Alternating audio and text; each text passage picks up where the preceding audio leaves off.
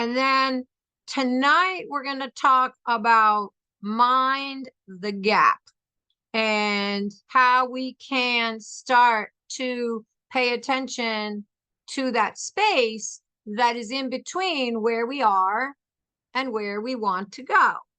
But before we get going with that, there was a question on the email, and I think I will address it in full next week because I think it's an awesome question, but we can just talk about it for a second before we get started.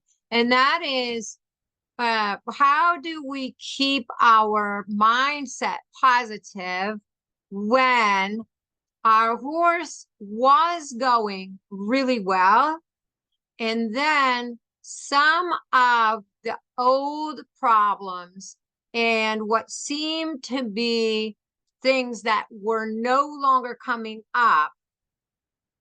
How do we keep ourselves on track, work through that, and stay positive when it seems like we're having a setback? And I think that that's a really great question, especially when you feel like you made progress and then your horse is doing all the things that it used to do.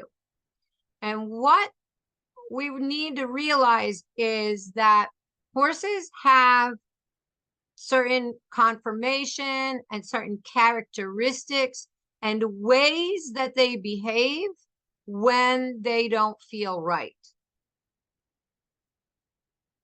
It's very interesting how different horses will manifest different problems. So I have sometimes had horses that became even more forward, even more expressive, when actually something was wrong.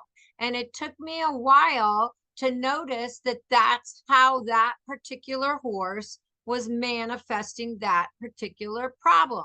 But he also manifested other problems that way.